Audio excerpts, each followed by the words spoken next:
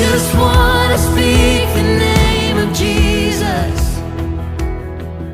Esa fotografía de ahí es de una película que está basada en un hecho real y aquello ocurrió el 13 de octubre del 72. Era un vuelo de Uruguay donde viajaba un equipo de rugby. Allí había 45 personas a bordo y se estrelló en mitad de los Alpes, una montaña bastante alta e inaccesible. Entonces tuvieron que pasar, bueno, en aquel accidente murieron 16 de ellos y conforme pasaron los días, hasta 72 días, otros 16 murieron y sobrevivieron otros 16.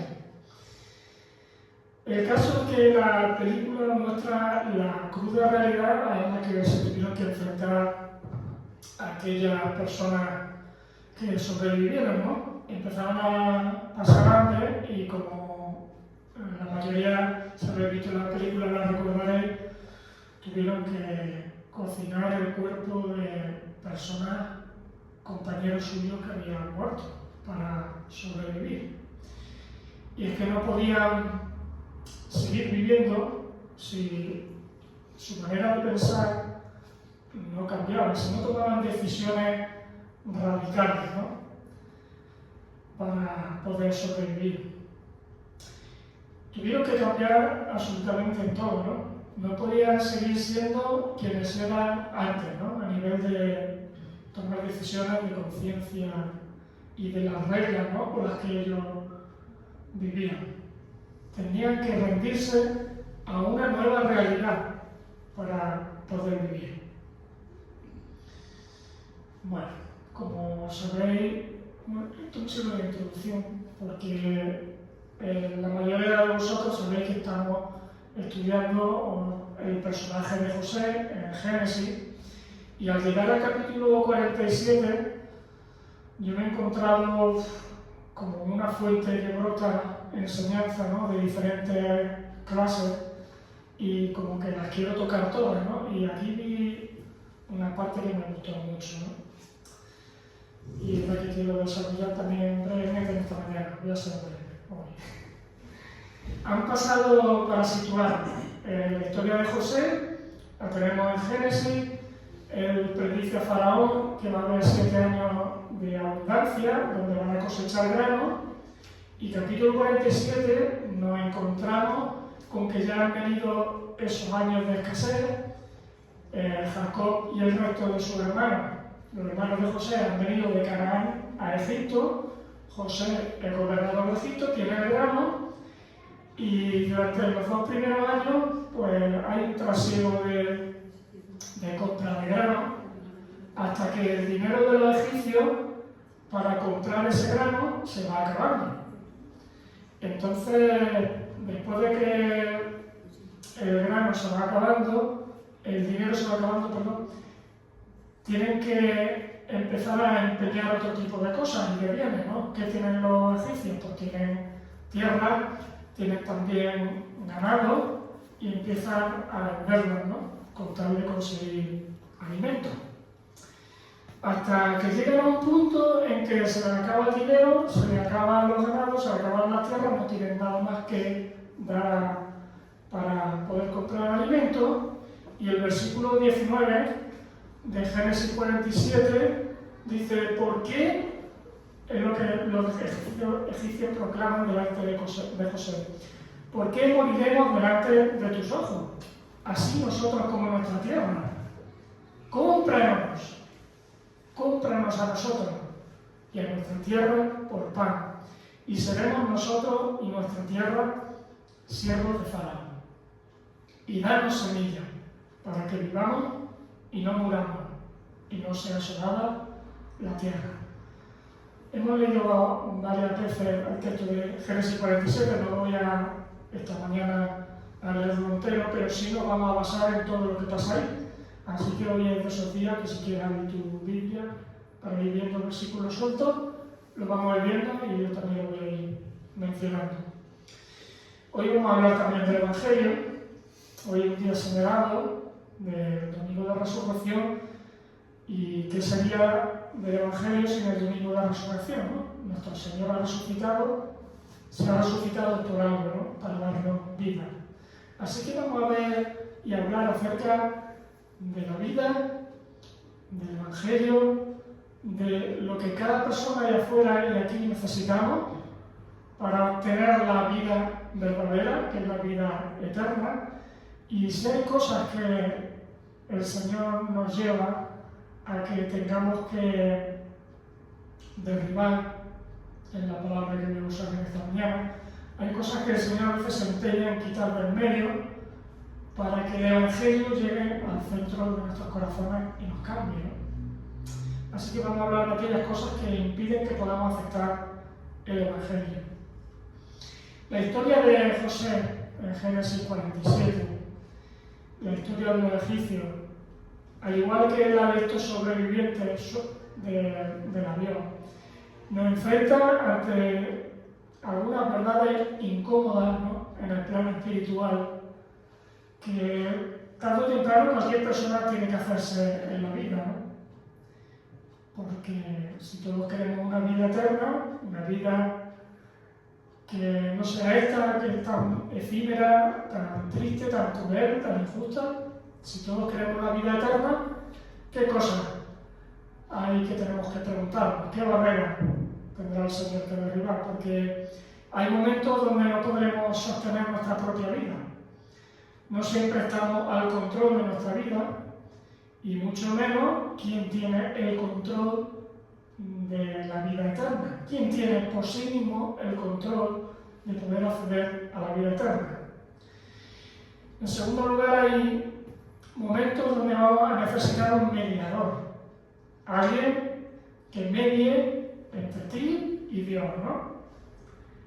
Si reconoces que vives en un mundo donde tú eres la persona creada y hay un creador donde te has colocado, va a llegar un momento en que te vas a presentar delante del creador y ¿qué le vas a decir? ¿Con qué te vas a presentar? ¿Qué méritos le vas a presentar? Será vital conocer quién será el intermediario, el que dé la cara por ti, ¿no? Para intermediar entre tú y el Creador. Y en tercer lugar, habrá momentos donde vivir, para poder vivir, implica dejar de pertenecerte a ti mismo, de que tú no seas ya el que lleva las riendas, ¿no? Tendrás que reconocer que hay un dueño de ti.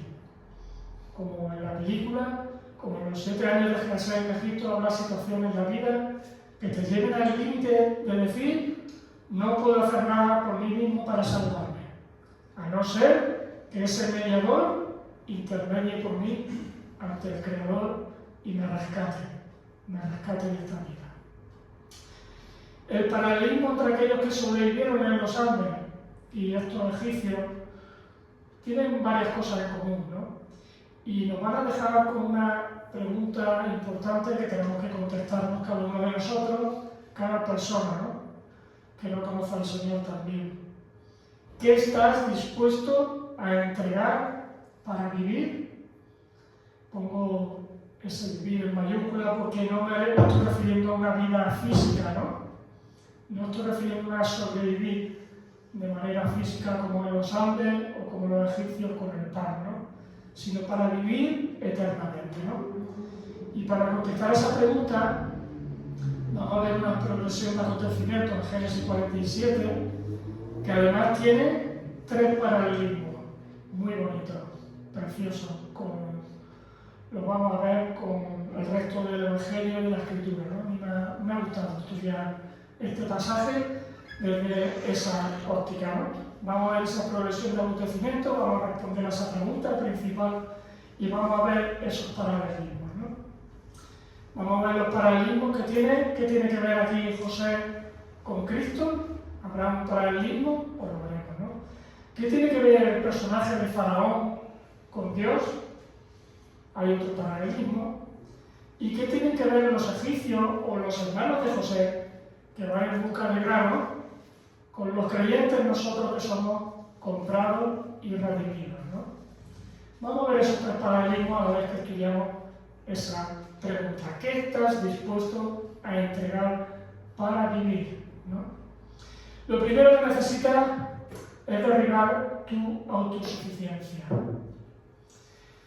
Génesis 47, del 13 al 15, nos dicen que no había pan en toda la tierra. Y además que el dinero se acabó. Los versículos 16 y 17 nos dicen que entregan su ganado a cambio de alimento, ¿no? En el resumen que hemos hecho. Y el 18 y el 19 ya llega el egipcio a decir: no ha quedado nada sino nuestros cuerpos y nuestras tierras. Y el pueblo pasa por una rendición que es progresiva, ¿no? Del dinero a los bienes, de los bienes a la tierra, y ya cuando se acaba todo eso, ellos mismos, ¿no? Y si tenemos en cuenta que todo lo que está aconteciendo aquí está siendo gobernado, permitido y es conocido por un Dios soberano, entonces tendremos que preguntarnos por qué Dios los está llevando a esta situación en la que ellos no pueden hacer nada para sobrevivir. Y si nos hacemos más actual, por qué el Señor nos lleva a situaciones en nuestra vida, ya sea, por ejemplo, enfermedad, donde un médico no puede hacerte nada, ya sea una situación económica difícil, donde a no ser que te caiga dinero del cielo, tú no puedes hacer nada. A veces una relación rota. Hay muchos ejemplos, ¿no? Donde el Señor permite, donde llevarlo a una situación donde tú no estás al control, ¿no? De esa situación. ¿Por qué Dios permite todo eso que llegue a tu vida, ¿no? Quizá hay algo que Dios quiere derribar, ¿no? Para poder entrar al corazón de tu vida. Y creo que es la autosuficiencia. La sensación de que tú estás al control de tu vida, de que tú la manejas, de que tú decides, de que tú gobiernas. ¿Y por qué se empeña Dios en llevarnos a esas situaciones? Pues porque es la única manera que tiene Dios de decirte: no, tú no puedes salvarte a ti mismo, necesitas un salvador, ¿no? Él quiere salvarnos de pasar una eternidad sin Él. Y esa es una de las razones por las que Dios permite que esa necesidad, que esas situaciones lleguen a nuestras vidas, ¿no?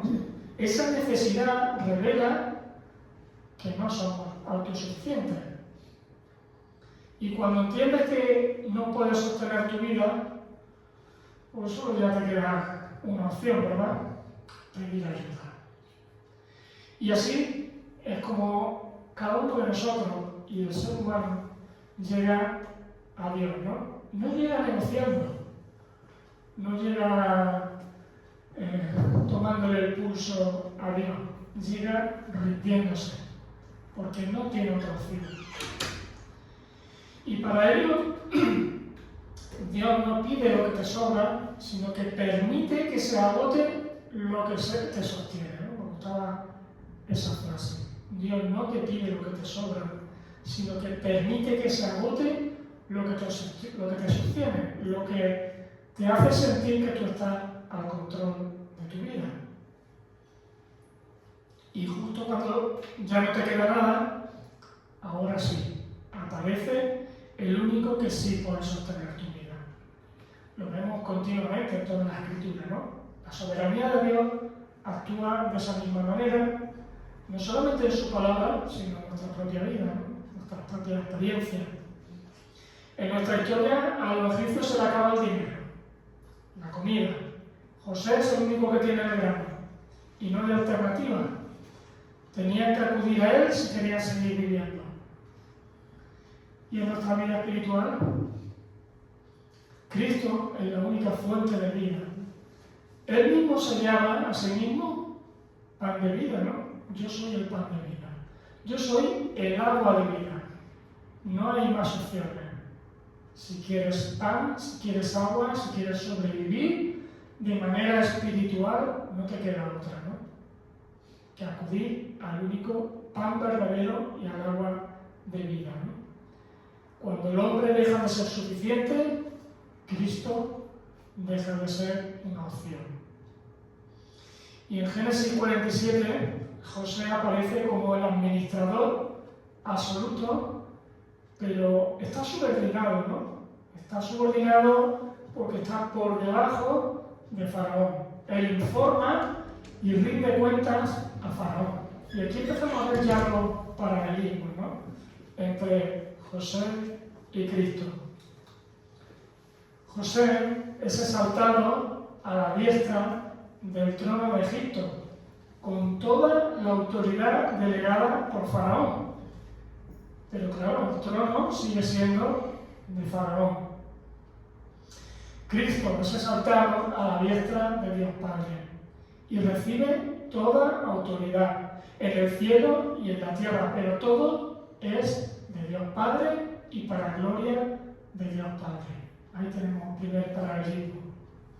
El segundo, José, en los versículos 1 y 2, recordamos que presenta a sus hermanos ante el faraón. Cuando llegan de viaje, estos son mis hermanos, estos son los que cuidan el ganado, ¿no? Son ganaderos. Los presenta. Y de igual forma, Cristo presenta a su iglesia, a sus hermanos, ante el Padre, y Él es el mediador y el sumo sacerdote, ¿verdad? De igual forma, vemos aquí un segundo paralelismo. Un tercero, José habla en favor de su familia. Faraón responde a la petición que le hace José acerca de sus hermanos. Dice, ellos necesitan habitar en la tierra, ¿no? Para cuidar sus ganados. Y Faraón responde a la petición de los hermanos de José y responde ante José, ¿no? De igual forma, Cristo intercede por nosotros y nuestras peticiones, y el Padre escucha al Hijo, ¿no? Nuestra aceptación está en el Hijo, está en Él, no en nuestros méritos. Nosotros no tenemos nada con lo que presentarnos ante Dios Padre, pero Jesús habla por nosotros, ¿no? Es ese intermediario. Y en cuarto lugar, José administra los recursos de vida, en este caso es el grano, que es lo que tienen para sobrevivir físicamente, y lo administra para todo el país, que de igual forma Cristo administra lo que es la gracia y la vida eterna para el mundo entero. No hay otro que pueda hacerlo, ¿verdad?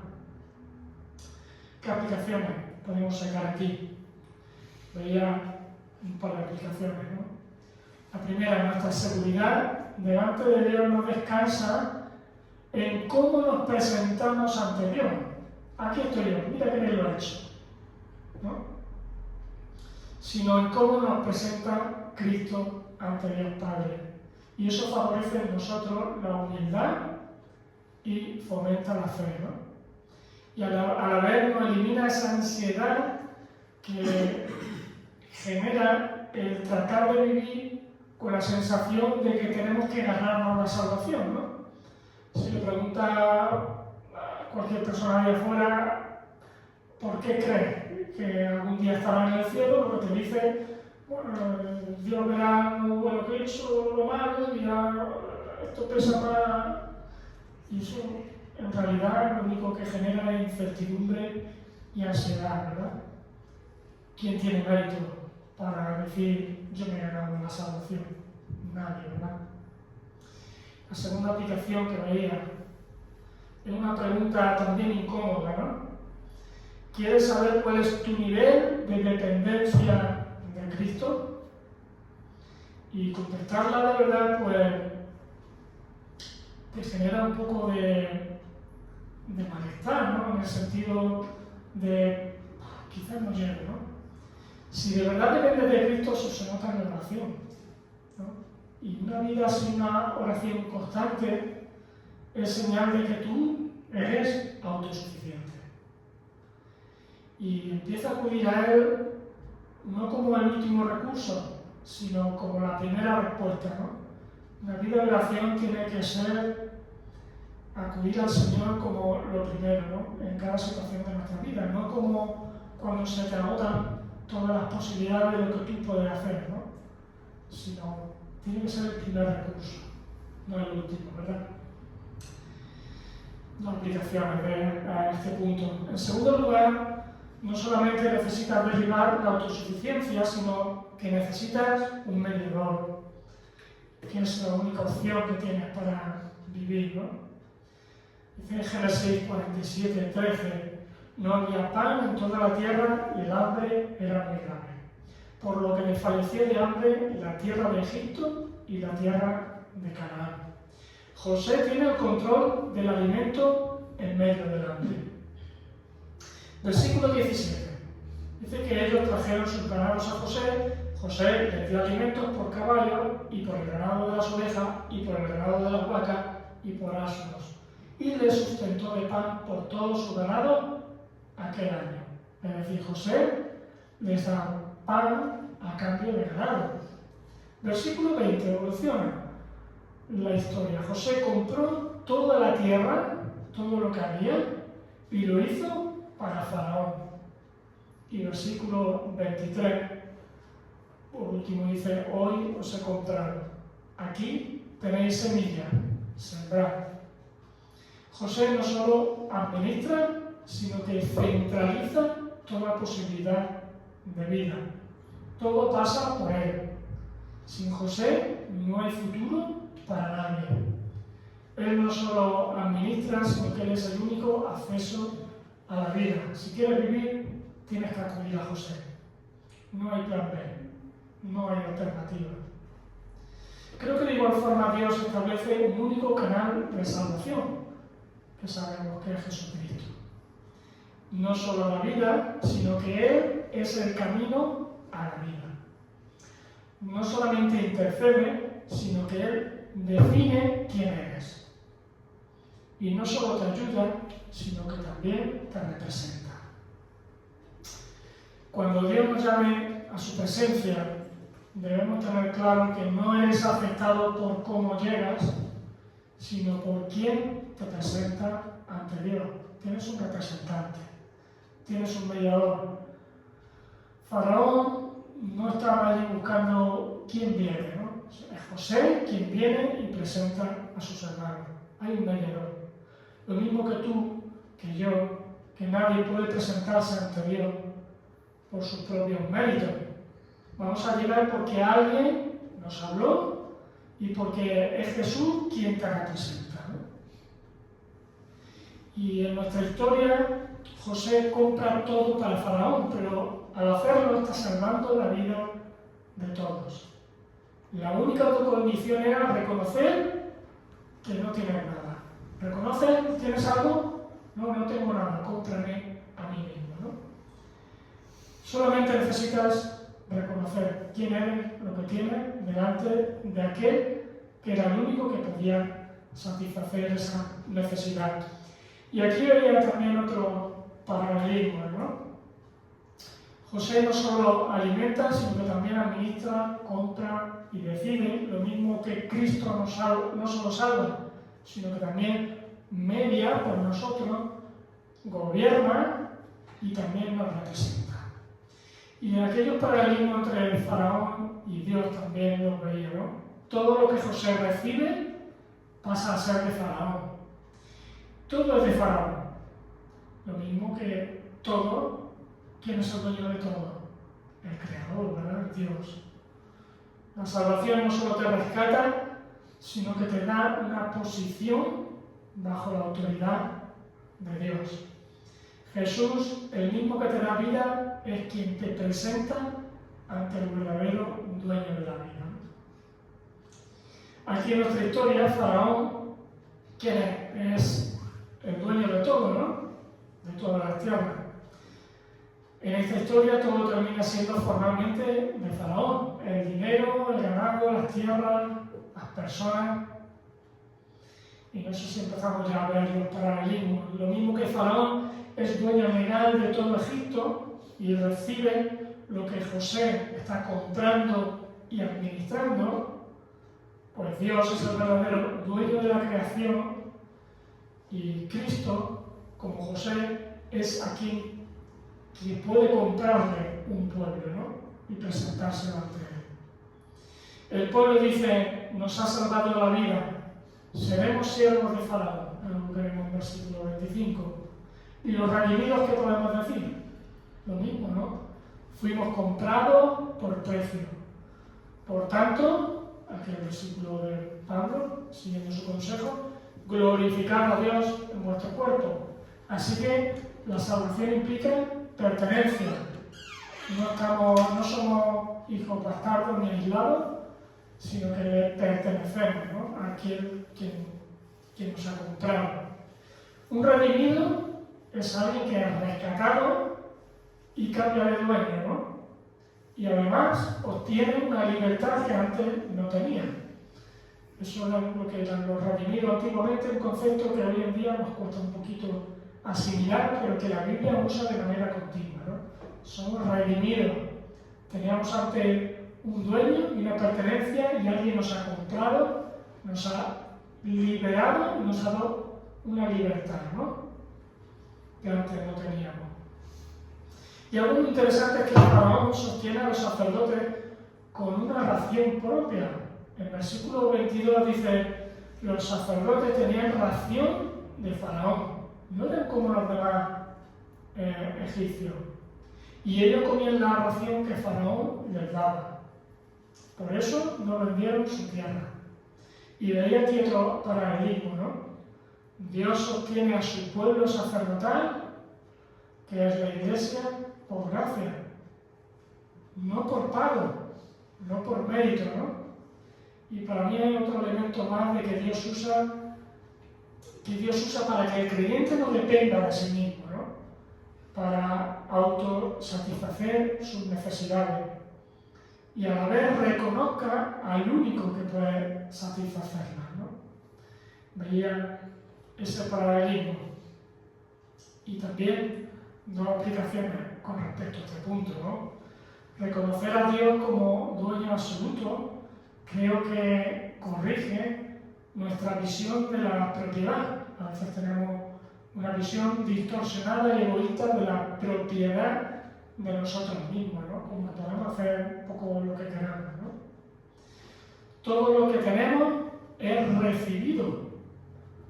No lo hemos conseguido nosotros, ¿no? Tú has conseguido ser quien eres por ti mismo o porque Dios lo ha permitido. Tú has conseguido ser un redimido por tu propio esfuerzo o porque alguien te ha comprado. Esa es la visión, ¿no? Que a veces es distorsionada y creo que el enemigo a veces se encarga de decir, pues quizás eso lo has conseguido tú, ¿no? No lo hemos conseguido nosotros. Hay alguien que nos lo ha dado. Y esa es la primera aplicación, ¿no? Y la segunda, rendir cuentas de nuestra vida, como José rendía cuenta ante Faraón, creo que nos impulsa a vivir con un sentido de mayordomía.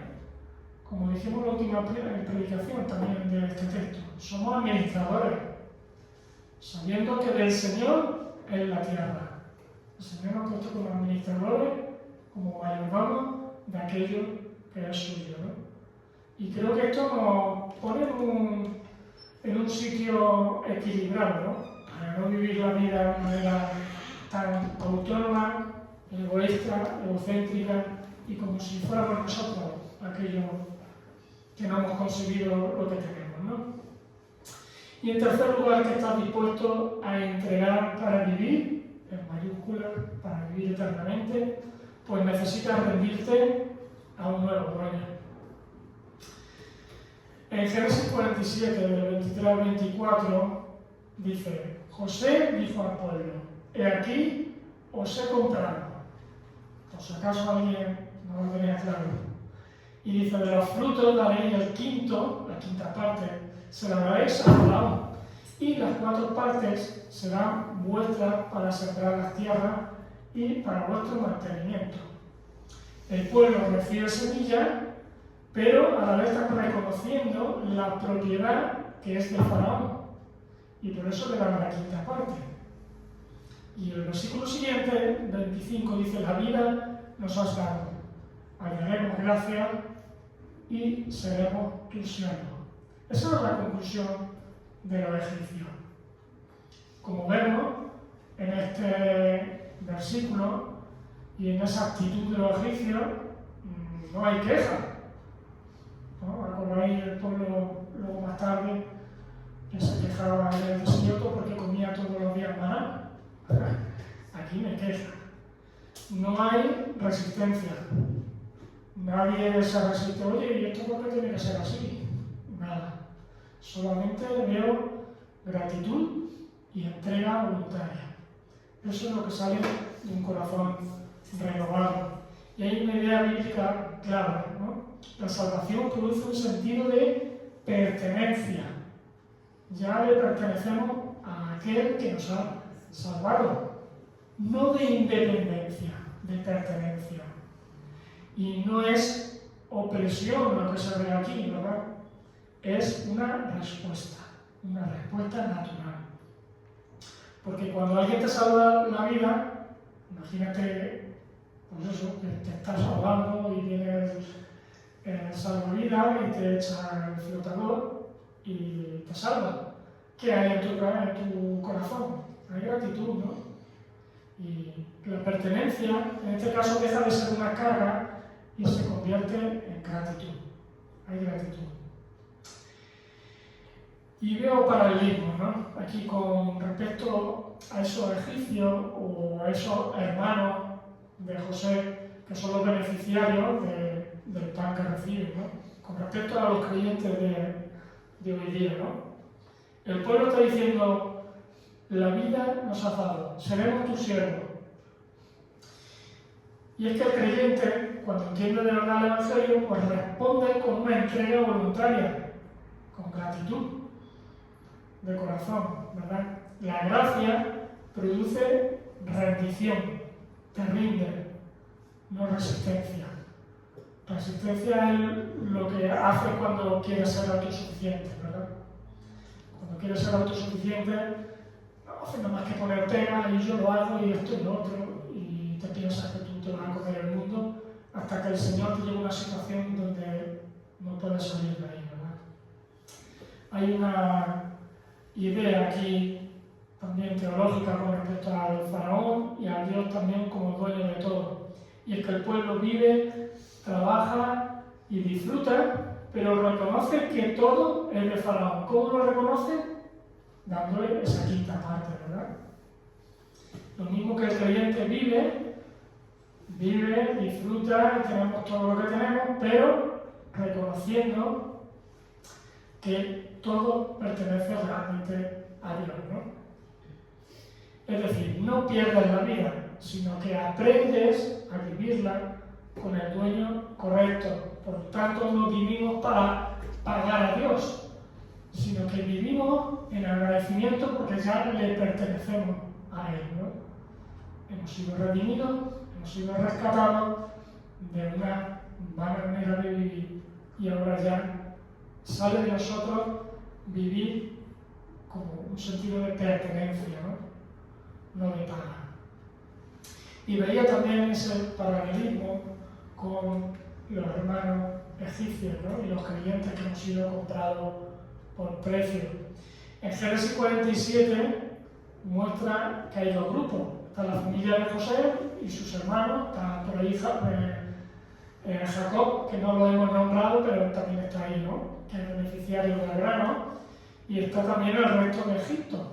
Todos en las mismas condiciones, con una necesidad apremiante. Necesitan grano para sobrevivir. Y ambos grupos están preservados porque José está mediando por ellos, ¿verdad? ¿Qué paralelismo hay?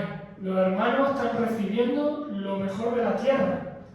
Recordemos que José le ha dicho a Faraón: han venido mis hermanos, están pasando hambre en Canaán, y Faraón le dice: está bien, dale lo que tú quieres para ellos. Quería la tierra de Gosén. La tierra de Gosén era la mejor que podían tener para su ganado. Así que los hermanos reciben lo mejor de la tierra por causa de José, por mediación de José. Los hermanos, ¿qué han hecho para ganarse esa tierra? Nada.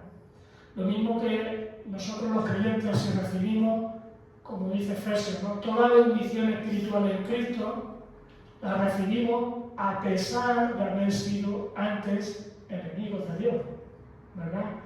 ¿Qué mérito tenemos nosotros para recibir todo lo mejor que nos da Cristo, verdad? Otro paralelismo: los egipcios desesperados están entregando dinero, ganado, tierra y finalmente se entregan a sí mismos para poder vivir. Y el pecador, cada uno de nosotros, tenemos que entregar, desesperados también, nuestra autosuficiencia para poder recibir vida. Si no la entregamos, el Señor dice: si tú crees que te puedes ganar la salvación, sigue tú, ¿verdad? Pero si entregamos nuestra autosuficiencia, es señal de que podemos entrar dentro de su plan de salvación, ¿no? Porque hay una gracia gratuita. La gracia sí es gratuita, ¿no? Pero eso implica, entregar esa autosuficiencia implica que tú cambias de dueño, ¿no? Tú cambias tu esquema. Necesitas renunciar a tu señorío propio. Ahora ya tu Señor es otro. Tu Señor ya no eres tú mismo. El trono hay que dejárselo a aquel que es el mediador, ¿no? En tercer lugar, José compró toda la tierra de Egipto para Faraón, versículo 20. Y el 23, ya lo hemos leído: hoy os he comprado a vosotros, dice José, a vuestras tierras, para Faraón. Aquí tenéis semillas, sembrar la tierra.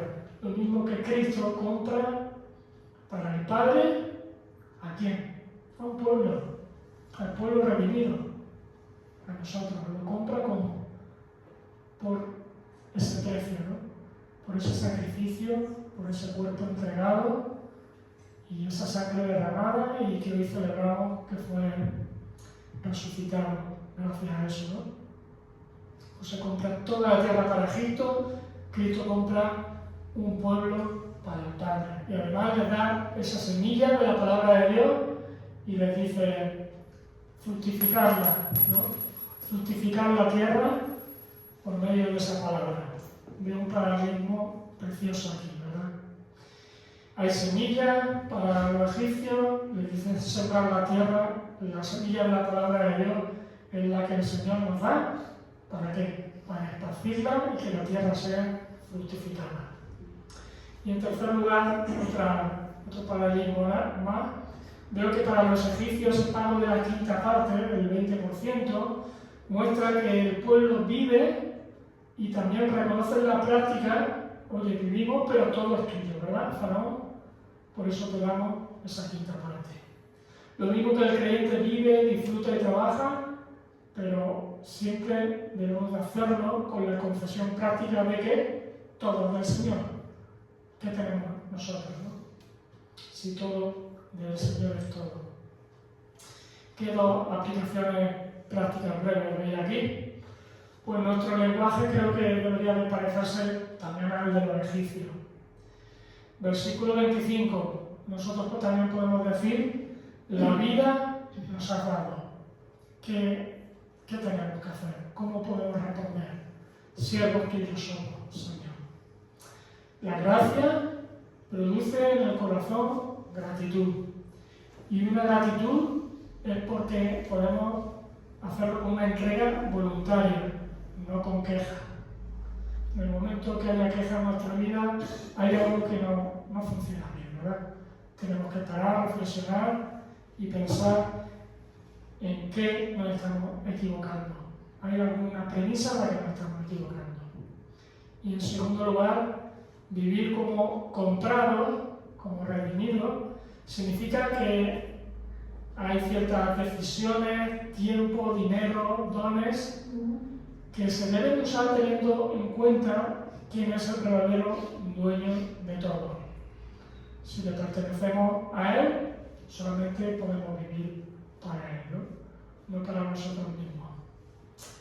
Veía estas dos aplicaciones y estos tres puntos, ¿no? ¿Qué estás dispuesto a entregar para vivir? Vivir eternamente, vivir en mayúsculas, vivir para el Señor. Hoy hemos visto que lo primero que tenemos que hacer es estar dispuestos a coger el martillo, la maza y derribar algo que cuesta, ¿no? Dentro de nosotros mismos, y que es aquello que nos separa del verdadero dueño y creador de todo. Lo que hay que derribar es la autosuficiencia. Todos creo que estamos marcados por esa autosuficiencia.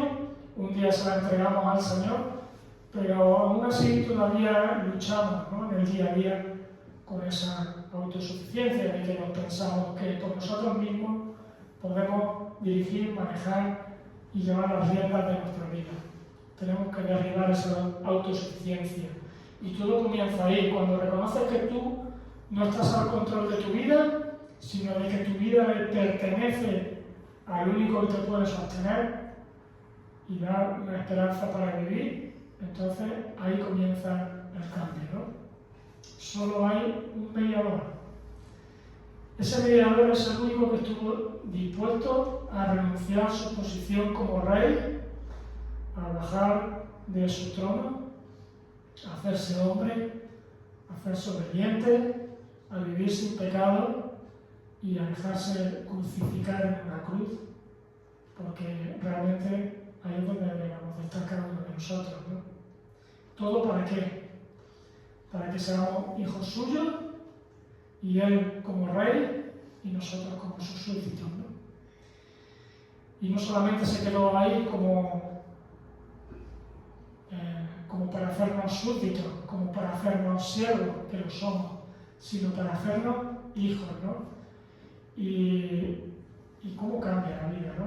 Cuando uno es padre y tiene un hijo, ¿cómo te cambia, no, el chip? Empiezas a entender el amor tan grande que un padre puede tener hacia su hijo, ¿verdad? Y creo que eso ayuda, ¿no?, para entender el amor que el Señor tuvo por cada uno de nosotros, ¿no? Cuando entiendes y vives esa experiencia propia de tener un hijo. El amor que puedes tener por un hijo, pues eso es lo que somos nosotros para el Señor. Somos hijos. Y entender eso creo que te hace vivir agradecido, en el sentido de que no nos pertenecemos a nosotros mismos, tenemos un nuevo dueño, y por eso creo que podemos vivir en gratitud, no en queja, ¿no? Así que pienso que en estos días, donde recordamos la muerte del Señor, también su resurrección, podemos decir al Señor gracias porque viniste al mundo para rescatarme, ¿no?, para comprarme y para marcarme como tu hijo. Y ya no me pertenezco a mí mismo. Ahora yo ya soy y pertenezco a ti, ¿no?, que eres mi dueña. Pues que ese sea nuestro camino de gratitud y nuestra forma de vivir cada día. Porque así sea.